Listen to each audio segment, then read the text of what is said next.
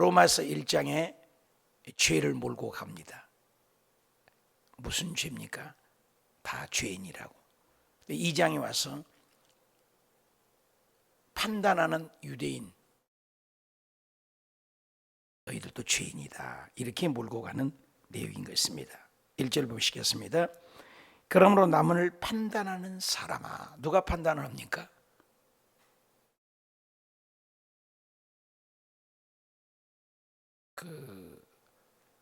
누가복음에 보면은 탕자의 15장에 나오죠. 탕자 보면은 집을 나간 탕자가 있고 집에 있는 탕자가 있어요. 집 밖에 나간 탕자는 뭐예요? 회개하고 돌아오는 둘째 아들이 자기 분깃을 가지고 허랑방탕해서 돼지 쥐염을 먹다가 회개하고 돌이켜는 탕자지요. 집에 있는 탕자는 맏아들인데 어떻게 저 둘째 아들을 풍악 소리가 나는 걸 알고 소를 잡고 가락지를 끼우고 말도 안 된다. 이것을 유대인을 얘기한 것이에요. 또 가까이 얘기하면 우리 예수를 먼저 믿는 우리가 될 수 있고 돌아온 사람은 이방인일 수 있죠. 판단하는 거죠. 또 바리새인일 수 있습니다. 그렇게 볼 수 있죠. 남을 판단하는 거죠. 집안에도 탕자고 나간 탕자예요. 하나님 보시기에는.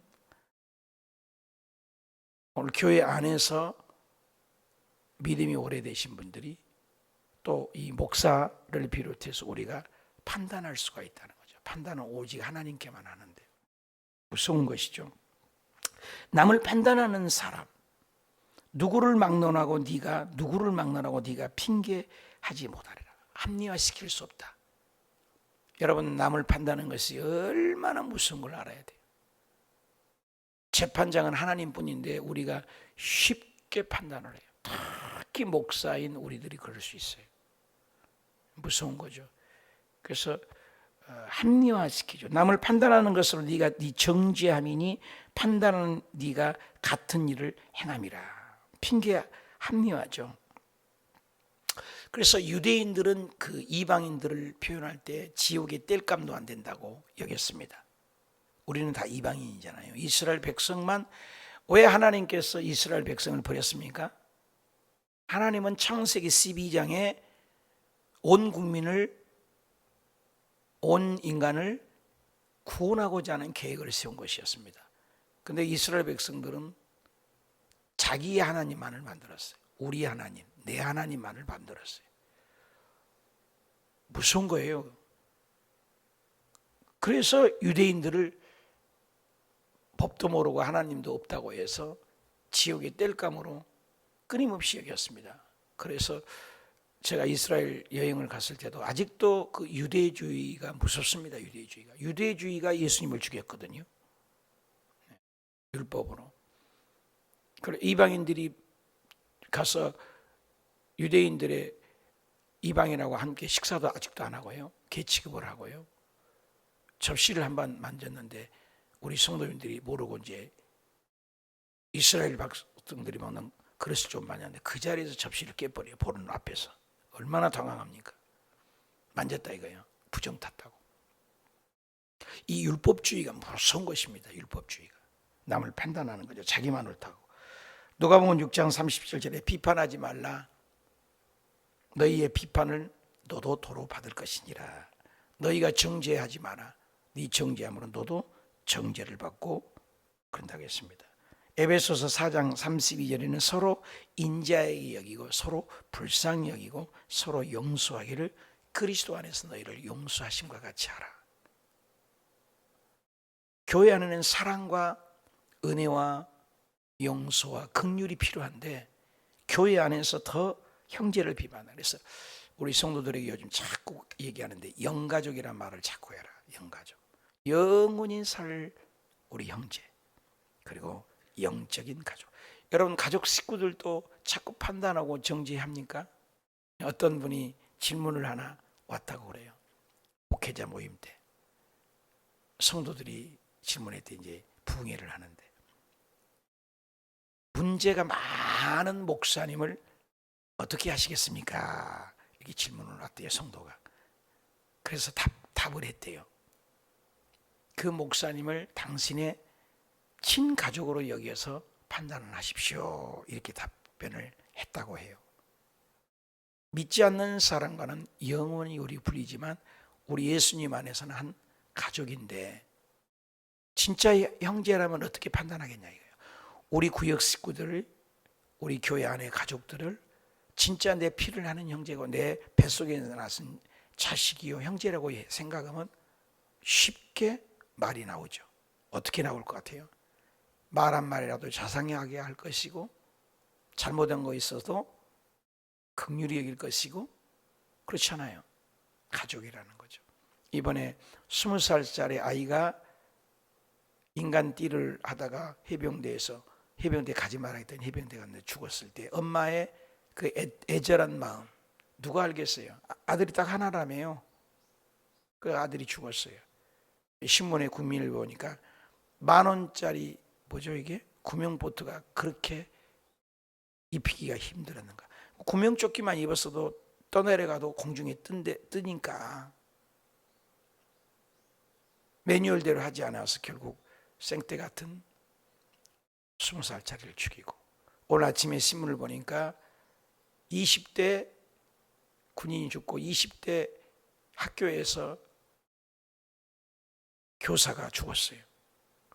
아이가 뭘 한다고 얘기하니까 애가 이 여자 교사를 때렸다고 그래. 학생이 뭐 때리니까, 교사를 때리니까 때리지 말라고 손을 잡았더니 성희롱, 성폭행으로 인터넷에서 그 교사를 매도해서 견딜 수 없어 죽었다. 자살했어요. 여러분, 우리 진짜 어렸을 때 선생님 그림자도 말 봤잖아요. 한국이 이게 지금 갈 때까지 가는 것 같아요. 너무너무 안타까워요. 교회 안에서도 굉장히 교사 선생님이나 전도사님들에게 내가 조심을 해요. 함부로 대하지 마십시오. 아이들 조심하시오. 참 안타까워요. 안타까워요. 형제를 비판하고 판단하는 네가 재판장이다. 야고보서 4장 11절에 그랬어요. 이런 일을 행하는 자에게는 2절 하나님의 심판이 진리대로. 이런 일을 행하는 자가 뭐예요? 판단하고. 우리나라 속담이 참 귀한 속담이 있죠. 못 묻은 개가 못 묻은 개 나무라 한다.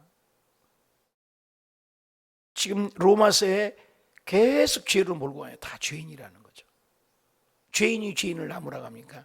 우리가 보기에는, 제가 설교 중에 있지만, 죄 짓고 도망가는 사람도 도덕적으로 도둑놈이고 죄인이지만 쫓아가는 경찰관도 죄인인 거 아세요?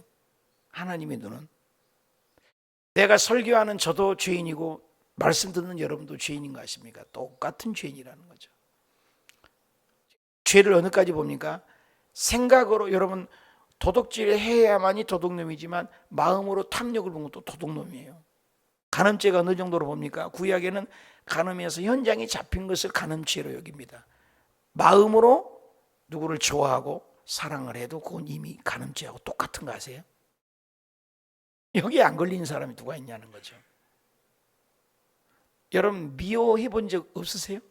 남을 미워하고 바보 같단 말을만 해도 너는 똑같이 살인죄라고 한 거 아세요? 무서워요. 안 걸릴 죄가 없어요.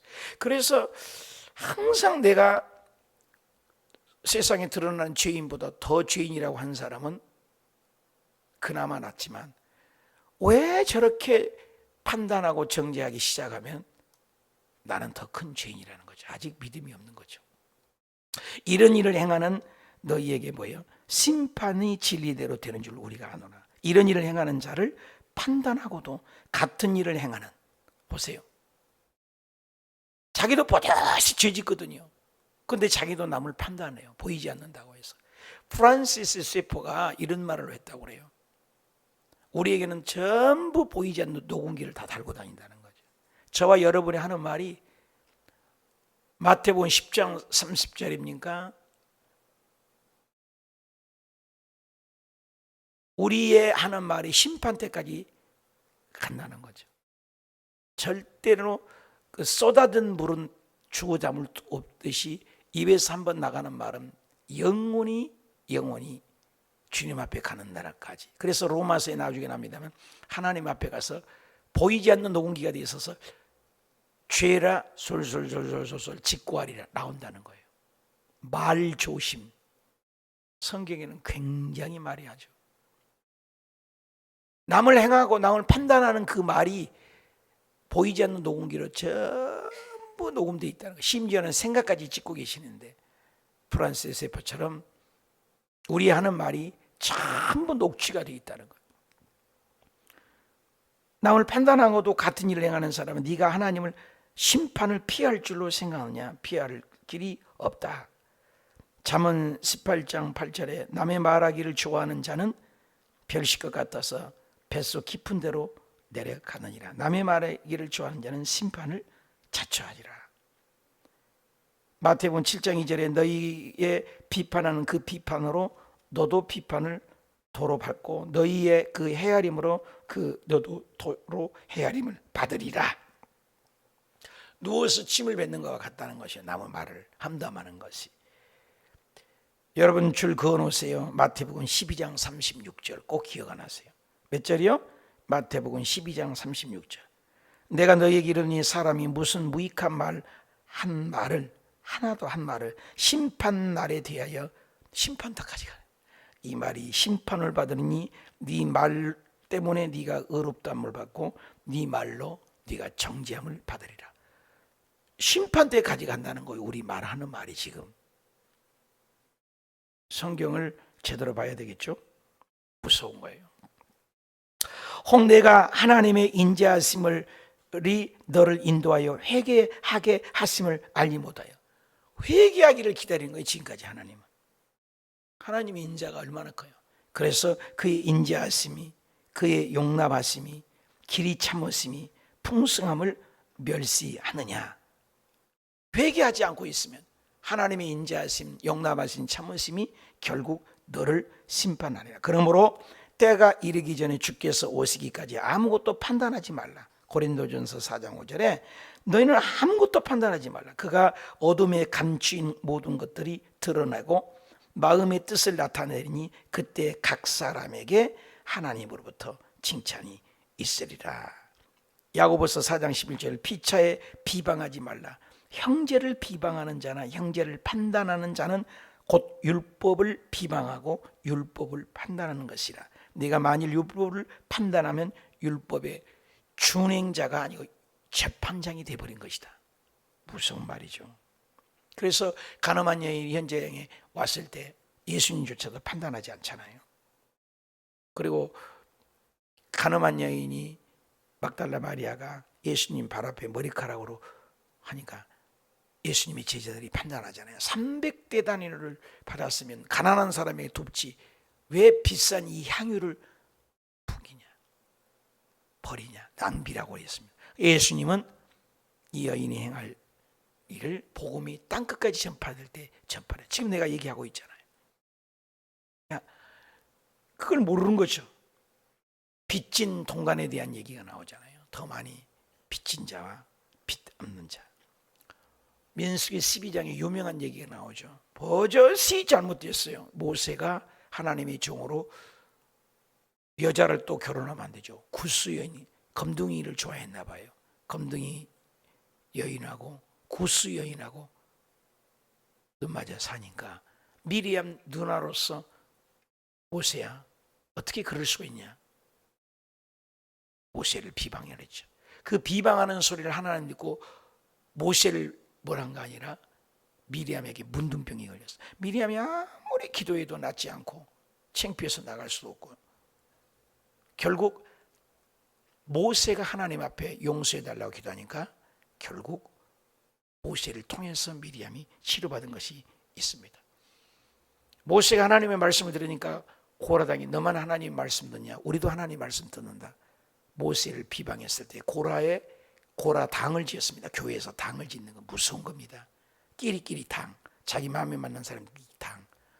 땅이 갈라져서 그 자리에서 다 죽여버렸습니다. 무서운 겁니다. 형제를 비판하고도 비난하고도 흉보고도 버젓이 무서운 거예요. 다만 내 고집과 회개하지 아니한 마음을 따라 진노의 날 곧 하나님의 의로운 심판이, 하나님은 의롭죠. 자기 고집, 여러분 고집 센 것 예수 잘못 믿는 거예요. 교회 안에서 고집 세는 것, 자기 주장 내세운 것, 회의할 때 보면 알아요. 자기 주장만 내세워요. 우리 교회는 없습니다만은 자기 고집, 아집 하나님도 못 꺾는다고 하잖아요. 고집 센 사람, 자기 주장만이 옳다고. 절대 그러면 안 돼요. 회개하지 않은 마음, 진노의 날이 있으리라. 곧 하나님의 의로운 심판이 나타나는 그날 진노를 내게 쌓는다. 진노를 계속 쌓는다는 거예요. 남을 판단하는 죄가, 남의 약점을 들춰내는 죄가 얼마나 무서운 죄라는 거예요. 그리고 6절 봅시다. 하나님의 각 사람에게 그 행한 대로 다 갚아, 보응은 갚는다는 거죠. 일일이 갚는다는 거예요. 일일이. 아까 이제 프란스 세표가 얘기한 것처럼 녹음기가 다 있으니까. 그래서 로마서 1장은 집 안에 있는, 집 나간 탕자 둘째 아들을 얘기하고, 지금 2장 여기 들어와 있잖아. 2장 여기는 집 안에 있는 유대인, 즉 집 안에 있는 탕자라는 거예요. 또 우리로 얘기하면 우리 교인들이 믿지 않는 사람들을, 세상을 판단하고 정죄를 하는 것이 우리가 큰 죄인일 수가 있다는 거예요. 함부로 판단하지 말라는 거죠. 심판은 성경에 끊임없이 하나님께 올려드리라고 했어요. 심판은, 원수는 내가 갚는다. 참고 선을 행하여 영광과 존귀와 썩지 아니함을 구하는 자에게는 영생으로 하시고, 끝까지 참고 그저 하나님 영광, 하나님의 뜻, 하나님의 존귀, 이것을 구하는 것. 썩지 아니함을 구하, 보이는 것으로 하지 말고 썩지 아니함을 구하는 자에게 영생을 하시고, 오직 당을 지어서, 오직 당을 짓는 것, 교회에 당이 짓는 것, 끼리끼리 노는 것. 교회에 요즘에는 말을 안 합니다만, 식사할 때 새 가족이 오면 권사님 정도 되면 그런 분들하고 식사를 좀 하는 아량이 있어야 엄마지 않아요. 기도하는 엄마. 당신 구역, 당신 식구들만 하지 말고, 딱 보니까는 처음 오신 것 같아. 그냥 알잖아요. 식구 몇 명 안 되니까. 당을, 그것도 당이에요. 진리를 따르지 아니고 불의를 따르는 자는 진노와 분노로 하시리라. 무섭잖아요. 어릴 때에는 분별이 없죠. 초신자 때는, 새가족 때는. 새내기 교사가 이렇게 죽었다 해서 마음이 더 아픕니다만, 그래서 어릴 때는 분별력이 없죠. 뭐가 뭔지를 모르니까 어른들이 분별을 해줘. 조금 자란 청년이가 되면 자기 감정이죠. 친구를 사귈 때 내가 좋으냐 안 좋으냐가 되는 거죠. 좋으냐 안 좋으냐에서 조금 자라게 되면, 직장 생활하는 청년기가 되면 내게 유익이 되냐 유익이 안 되냐,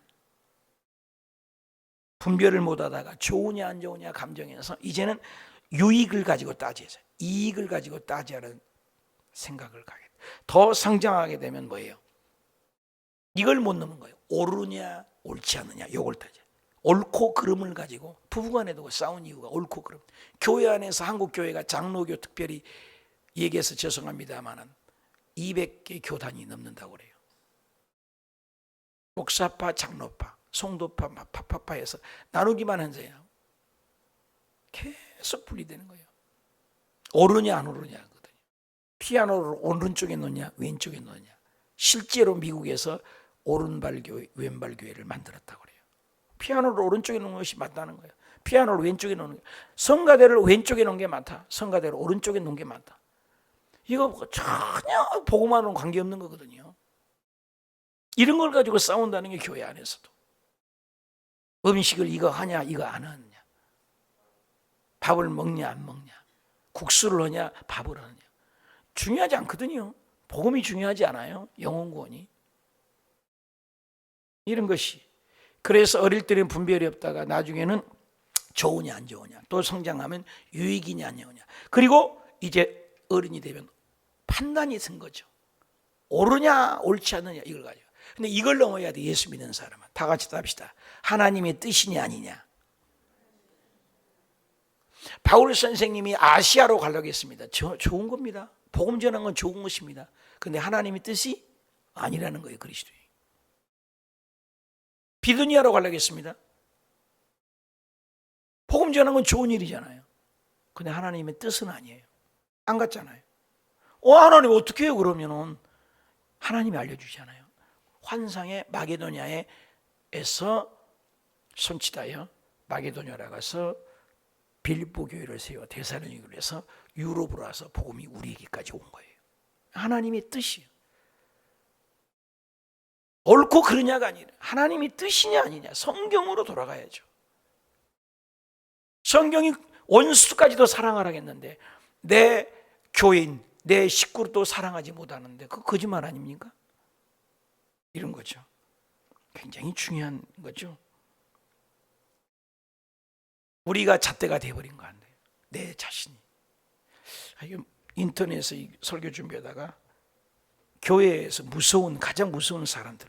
참, 교회에서 가장 무서운 사람들. 들어볼래요? 새벽 기도에 오랫도록 한 번도 빠지지 않고 참석한 집사님이 눈길이 무섭다.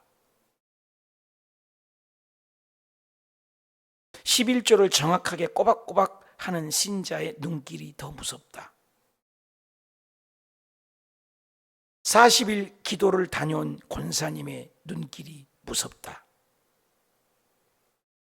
크고 건강한 교회를 다니는 성도가 무섭다. 신학박사 학위를 받은 신학자가 더 무섭다. 성도 수가 제법 되는 교회 목사들이 무섭다. 이런 글이 있더라고요. 배가 익을수록 고개 숙인다고. 아직도 자기 아집이 많고 봉사하는 사람이 더 무섭고 교회에서 열심히 하는 사람이 더 무섭다. 제가 언젠가 얘기한 거 있죠. 늘 외국에 제가 선교를 다녀오고 5군데 담임 목사했지만 공항에서 가방 묻히라고 그러죠. 가방 들어준 사람 조심하라. 진짜 그런 일이 있더라고요. 가장 가까이 있는 분들이 가장 나를 몰아내고 나를 죽이려고 하고 내 약점을 잡아서 죽이려는 것들을 체험을 한 사람이에요. 우리 교회 성도님 내게 조금 가까이 오면 조금 떠밉니다. 자꾸 안 만나고 밥 먹자기도 밥 잘 안 먹으려고. 왜? 사랑하니까. 가까이 오면 반드시 왼수가 돼요. 그런 경우가 너무 많아요. 적당한 거리가 좋아요. 미인하고 산은 멀리 봐야 아름답다. 참 명언들이 많아요. 냄새 안 나고 구린내 안 나는 사람이 없다는 거예요. 옳고 그름을 뛰어넘지 못한다는 거죠. 하나님의 뜻이냐? 하나님의 뜻이 아니냐? 성경에 뭐라고 했어요? 온수까지 사랑하는 예수 그리스도의 사랑이 사랑과 은혜와 긍휼과 자비 아니겠어요? 여러분 열매를 보면 그 나무를 알 수 있잖아요. 감나무가 감 열매를 맺지 감에서 사과가 열리지 않잖아요. 밤나무에서 밤이 열리잖아요. 뿌리가 중요하죠. 뿌리가 믿음이죠. 열매를 보면 알잖아요. 그 나무를. 예수님이 직접 하신 말씀이잖아요. 그 사람이 내뱉은 말, 그 사람이 열매, 그 사람의 봉사 행동 이거 보면 알잖아요. 온유와 성령의 은사보다도 내가 열매를 늘 강조하는 거예요. 은사는요 도구예요. 도구. 누구에게나 줄 수 있어요. 표적, 기사, 이적 누구든지 하나님 거예요. 그건 나타날 수 있어요. 주님이 주신 은사는 인격하고 전혀 관계없을 수 있어요. 은사를 따라가거든요. 표적을 따라가거든요. 그런데 열매는 그렇잖아요. 열매는 인격의 열매입니다. 예수님은 열매를 얘기했어요. 갈라디아서 5장 20. 성령을 충만하고 예수 잘 믿으면 뭐예요? 사랑, 희락, 화평, 인내, 자비, 양선, 충성, 온유, 절제. 이야, 이 9가지가 단수라는 것 놀랍지 않아요? 은사는 복수형이에요. 각자 주는 거예요. 그러니까 예수 믿는 사람 이 9가지 중에 뭐가 부족한지를 고민해야 돼요. 예수님은 완벽한 이 9가지 열매가 풍성하시죠. 그걸 닮아가는 거예요. 악을 행하는 각 사람에게 영에게 환난과 공고가 있으리니 먼저는 유대인에게요 헬라인에게 다 똑같다는 거예요.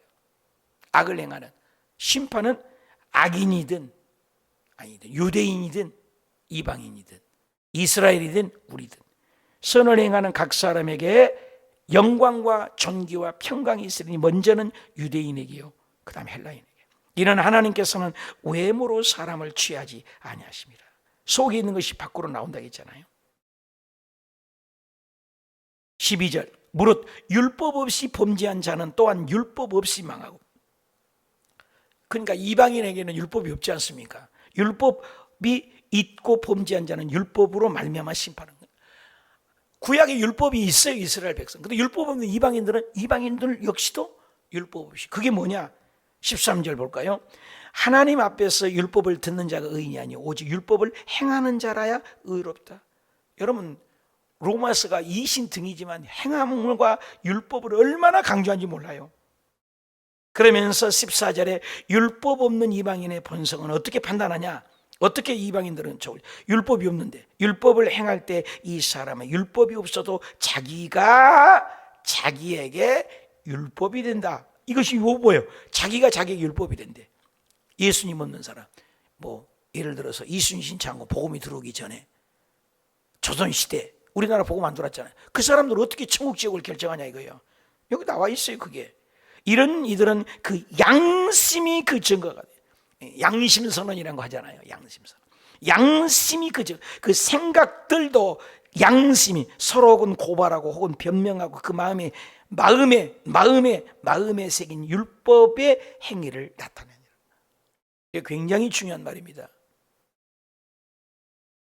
우리나라는 복음이 들어왔기 때문에 예수님이 잣대가 되지만 예수님이 아직도 복음이 안 들어간 나라일지. 우리나라 예를 들어서 성경 공부하다 보면 그런 질문이에요. 조선시대 이순신 장군, 세종대왕 얼마나 좋은 일이 했습니까? 좋은 것만 보는 것이죠. 그 천국 지옥은 네가 알 바냐. 당신이나 책임져. 한 가지. 또 하나는 이 말씀이죠. 양심대로 진짜 하나님 앞에 우러러 한 점 부끄러움 씻었다면 그는 하나님이 재판할 것이고 양심의 법이 있다는 거, 마음에 새긴 율법이 있다는 거예요.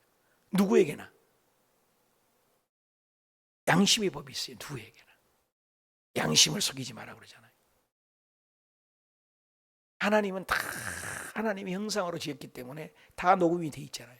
정말 한 점 부끄러움 없이 길바닥에 침 한 번 뱉지 않고 말씀으로 살려고 몸부림치고 어떤 절대다를 찾는 마음이 있었다면 하나님이 알아서 심판할 일이죠.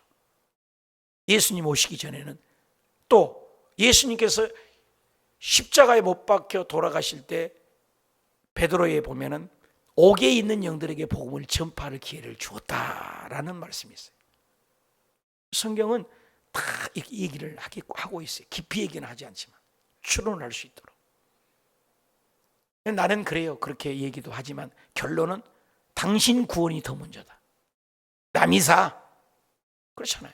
그 시대에 내가 어떻게 한다 해서 천국 지옥이 결정되는 거 아니잖아. 중요한 건 지금 내가 예수 그리스도 안에 있냐 없냐.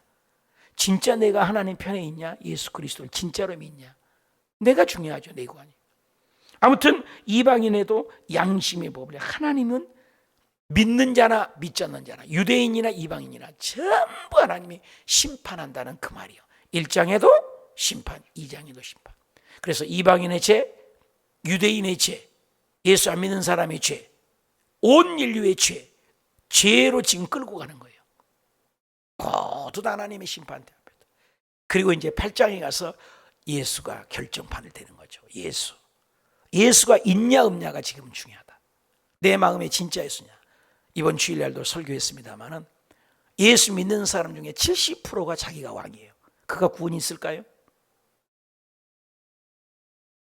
상급이 있을까요? 전부 자기가 주인이에요. 자기 아집 여전히 있고 자기 고집 여전히 팽팽하고 자기 주장 여전히 내세우고 그런 사람이 자기가 왕이잖아요. 갈라디아서 2장 20절에 내가 그리스도와 함께 십자가에 죽었다면서 거짓말이에요. 그러면 성경이 거짓말이든지 내가 거짓말이든지 둘 중에 하나예요. 얼마나 가짜가 많은지. 저도 가짜일지 몸부림을 쳐야 돼요. 이거 얘기하는 거죠. 그래서 이런 이들은 그 양심이 그 증거가 돼요. 양심이.